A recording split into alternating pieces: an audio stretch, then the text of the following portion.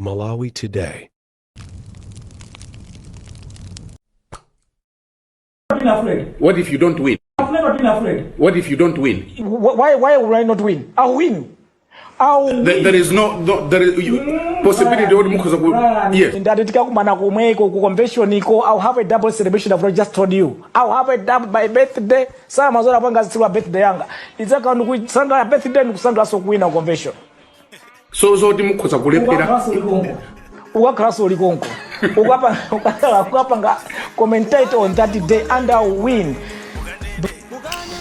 Tikulandeni kwina kulikonse kumene muli lero pa 18 November 2024 nkhani yayikulu imene takubwereserani malonjero na kuti tikufuna tidziwe zifukwa zimene zapangisa bambo Kabambe kuti awine mpando umene wa usogoleri wa chipani cha UTM. Kodi nchifukwa chani iwo akwanisa kukupula mavoto ochuluka chotere? Monga mmene zatherazo ziwakale kuti bambo Kabambe ndi amene apambana kugonjesa Patricia Kariat, Newton Kambala, Mafia Tombuka. Iwo ndi amene anawina ndi landslide mavoto ochuluka kwambiri okwanira 636 votes. Mavoto ochuluka kwambiri. Kodi nchifukwa chani iwo anapezeka owina chotere? Nde apa tabwera ndi ma details ena mwa anthu otsata ndale, ma facts amene abweresa kani ma facts kani ma opinion kumano ena alikirapo maganizo ndithu kunena kuti izi nzifukwa zimene Kabambe akwanisa kupeza mavoto ochuluka chotere kusiyana ndi anzawo. Kodi panali kusiyana kotani pakati pa ma candidates amenewa? Kusiyana kwawo kunali kotani? Nanga mfundo zawo zinali zosiyana bwanji? Nde takhalani pompo pamene tikhale tikupasirani zonsezi.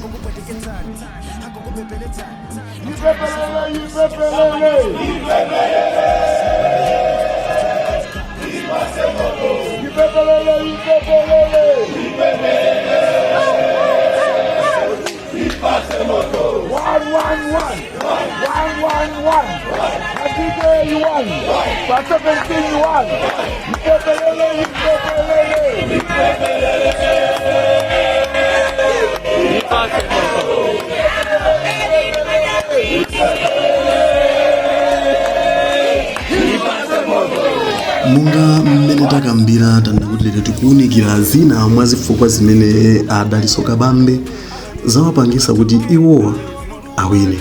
Nde anthu ena analongosolapo kunena kuti olemekezeka Kabambe kwambiri iwo focus yawo inali pa nkhani za chuma.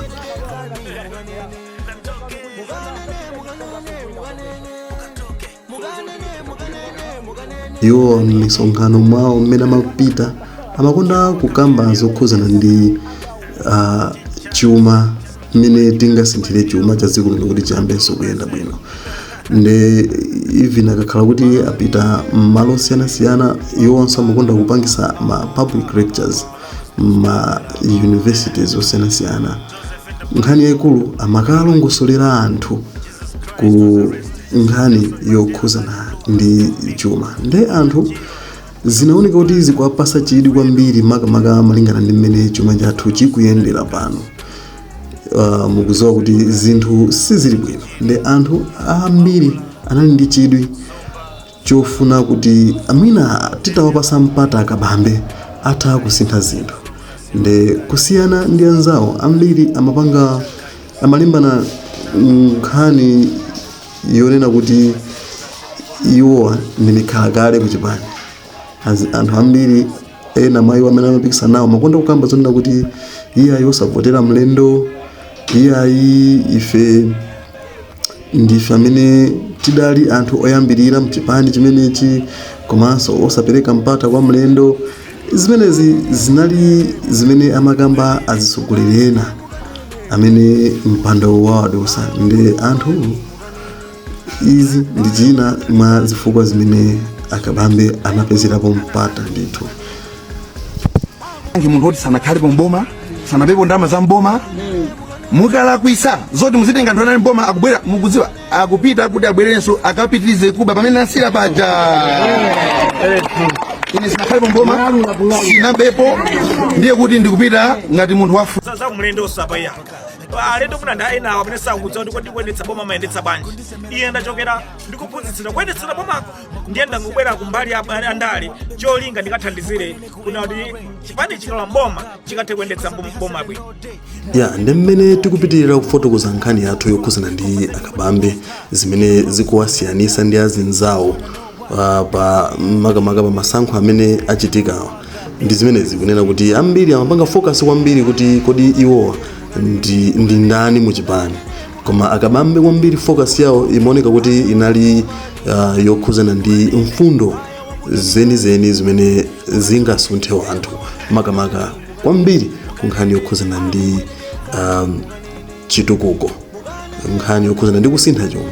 Ndi apa tiliso ndi ka video kena koyikira kongothirira ndemanga pa zimene tikukambazi ka pa Times mu program ya Kolinji.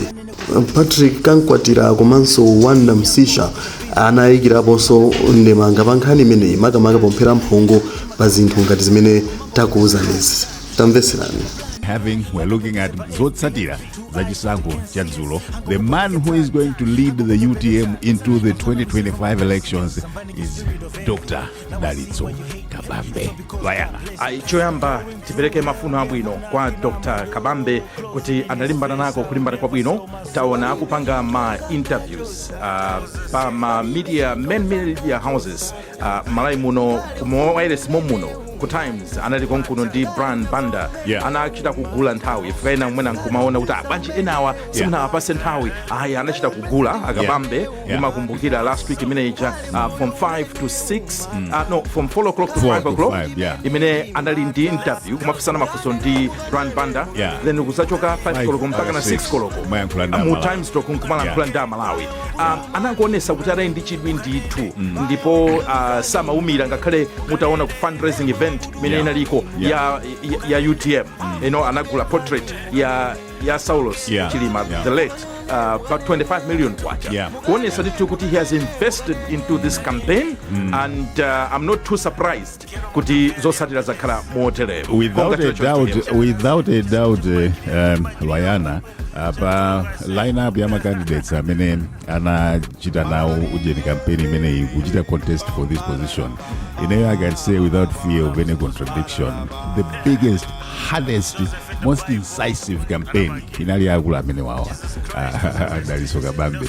He was determined and hard work based because ababa definitely hard work inalipo and yatulutsa kutanthauza kuti he was able to communicate vision yawo. He had a proper and a good vision, let's put it like that, and vision imeneyo anakwanisa kuchita share ndi ma delegates and ma delegates anaivomera kuti ndi yabwino kuti ingathe kutengera chipani chikupita tsogolo and even kuzatha kutengera dziko lino kupita tsogolo.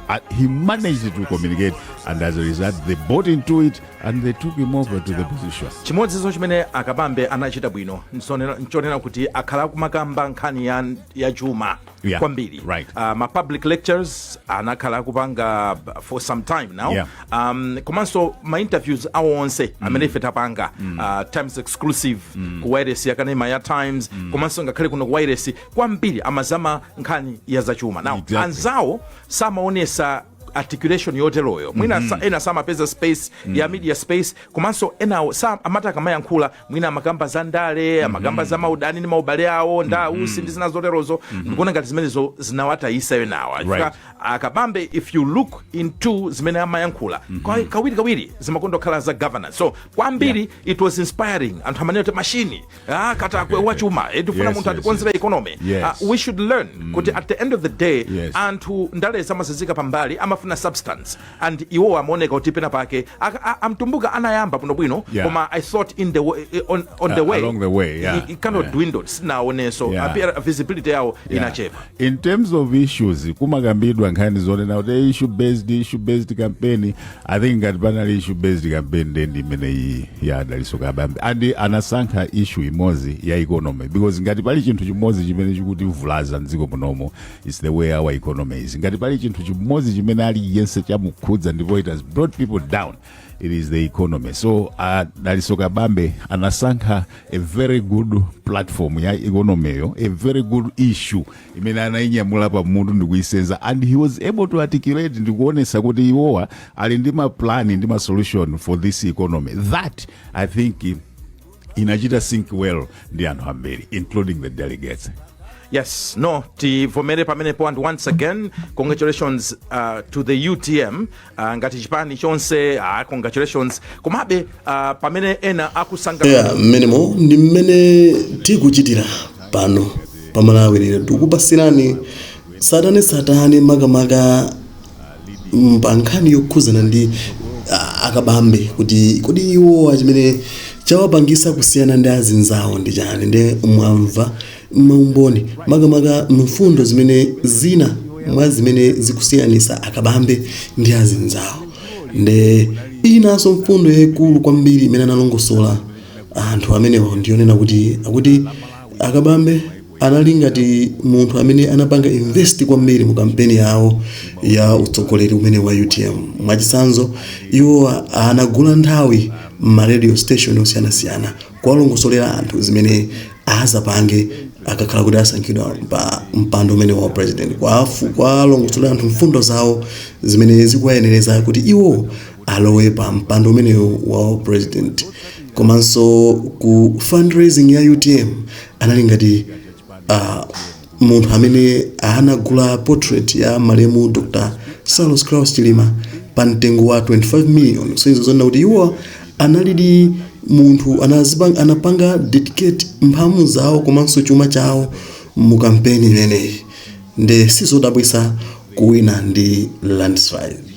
Ndi mmenemo ndi mmene tikufotokozera pano, ndi apa tikusiyani kaipompa pamene mukupitiriza kuonera zosiyanasiyana zimene tikupasireni pano. Komano nkhani yathu imene ali pano ndi imeneyi, ndi kwa anthu amene mukutipeza kumene mwambo ndi omwe uja subscribe to the channel, comment, share, like, komanso kupanga turn on notification bell kuti ma videos amene tiziponya pano asamakuphonyeni.